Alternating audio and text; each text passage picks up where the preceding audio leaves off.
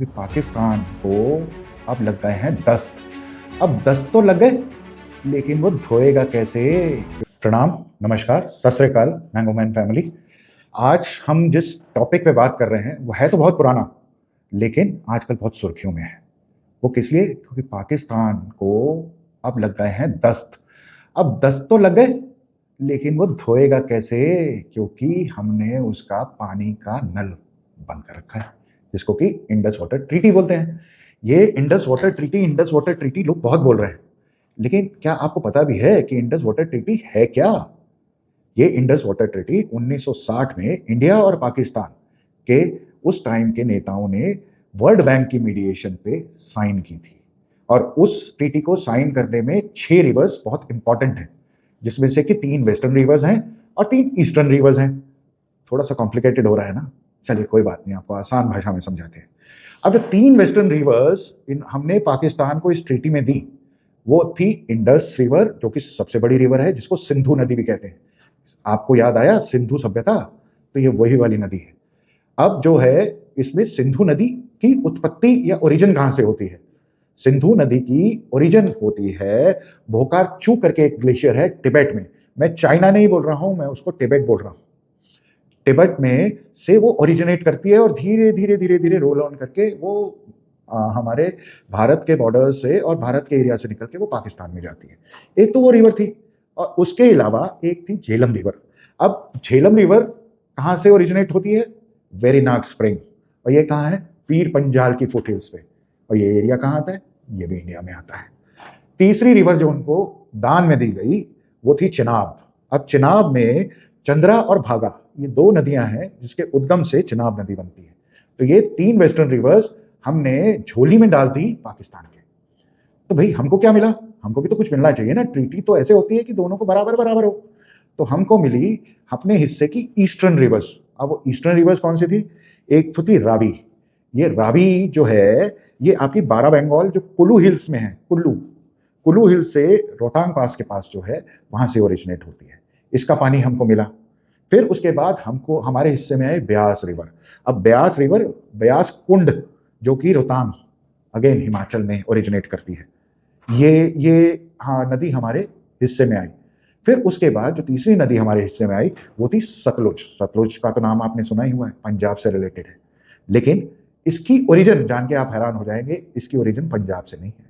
इसकी ओरिजिन जो है तिब्बत में, जो एक आपको याद है मानसरोवर लेक और राक्षसताल लेक, वहां से ओरिजिनेट करती है सतलुज। तो एक तरह से ये रिलीजियस रेलिवेंस भी रखते हैं हमारे लिए ये नदियां, इसीलिए लाइफ लाइन कहते हैं। अब ये तीनों का तो बंटवारा हो गया, और मोटा मोटा ये दोनों रिवर्स का बंटवारा 80-20 के रेशियो में हुआ। अब 80-20 की रेशियो अब हमें तो समझ में नहीं आई, लेकिन ये 1960 से चल रही है, और इस ट्रीटी ने 4 से 5 जंगें जीत ली, फिर भी ये ट्रीटी नहीं टूटी। लेकिन अब की बार जब ये पहलगाम हुआ और गवर्नमेंट की सांसें जवाब दे गई कि नहीं अब हमें कुछ करना पड़ेगा, तब हमारे प्रधानमंत्री ने बोला कि blood and water can't flow together. उसके बाद ये ट्रीटी अब अबेयंस में आ गई है।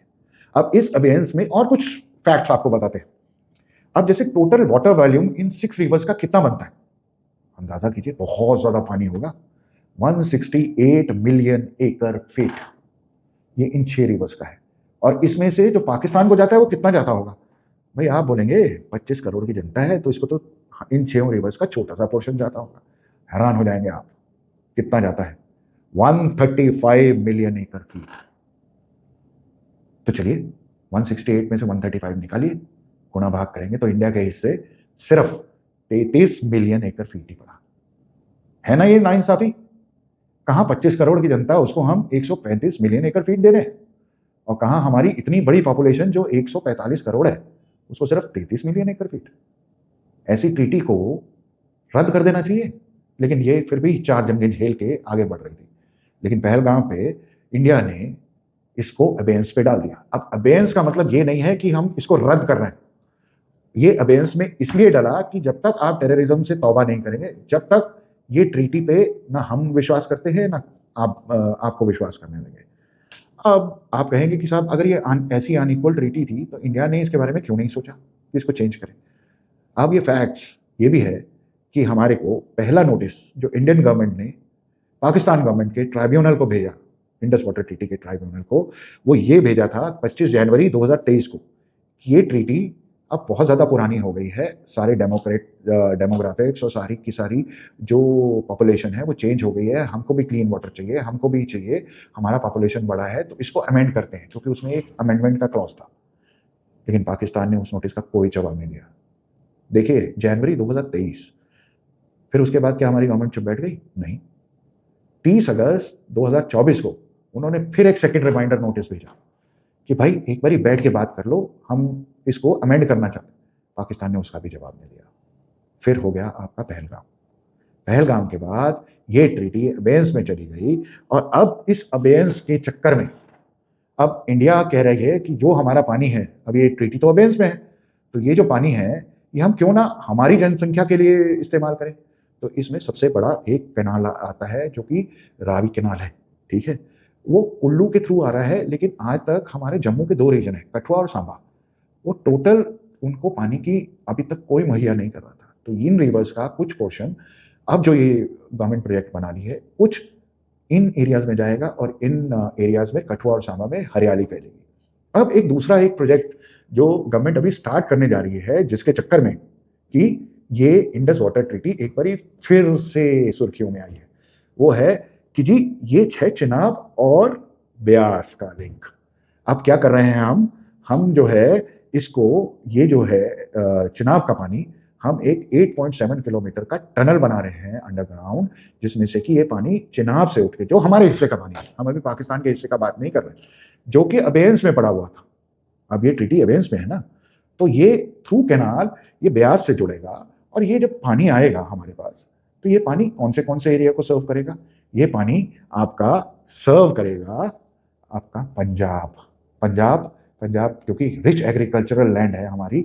आज की डेट में आपको सुनने में आया होगा कि वाटर लेवल उनका डिक्रीज होता जा रहा है, तो ये वाटर लेवल को अपलिफ्ट करेगा हमारे इस पंजाब के जो बहुत ही फर्टाइल एरिया है, उसको फिर दोबारा से फर्टिलिटी देके आएगा। पंजाब के बाद ये हरियाणा, दिल्ली और राजस्थान तक पानी आएगा। आप ये सोचिए, ये जो पानी हम फजूल में उन नामुराद लोगों के लिए दे रहे थे, वो आज हमारी 4 स्टेट्स को पावर करेगा। तो हमारे हिसाब से तो नेशनल इंटरेस्ट यही कहता है कि हमको जो सरकार कर रही है उसके साथ इस प्रोजेक्ट में सरकार को हेल्प करना चाहिए। और ये प्रोजेक्ट ऐसा नहीं है कि 10 साल का है, ये इसी अगस्त में शुरू होगा और 2029 तक इसके कंप्लीशन की डेट रजिस्टर कर रखी है, जिसपे कि 2300 से 2400 करोड़ के फंड्स एलोकेट कर दिए गए हैं। लेकिन दोस्तों, ये कोई मामूली बात नहीं है। आपको खेतों, खलिहानों, पहाड़ों, बियाबान, इन सब से जाना पड़ेगा, तो बहुत ही ट्रेचरस और टीडियस जॉब है। लेकिन जब कहते हैं ना कि भारत पे जब विपदा आती है तो भारत अपने आप अपने लिए तैयार हो जाता है। अब इसी के साथ ही अब आप समझ गए होंगे कि ये IWT है क्या चीज़। अब इसी टॉपिक को हम क्लोज करेंगे और हम प्रार्थना करेंगे ईश्वर से कि हमारी सरकार को साधन सामर्थ्य प्रदान करे, ताकि ये प्रोजेक्ट जल्दी से जल्दी खत्म हो और हमारे किसानों को, हमारे को और हमारी इकोनॉमी को इससे एक बहुत बड़ा बूस्ट मिले। एक और टॉपिक के साथ हम फिर दोबारा हाजिर होंगे आपके साथ। मैंगो मैन फिर हाजिर होंगे। नमस्कार, नमस्ते, सत श्री अकाल।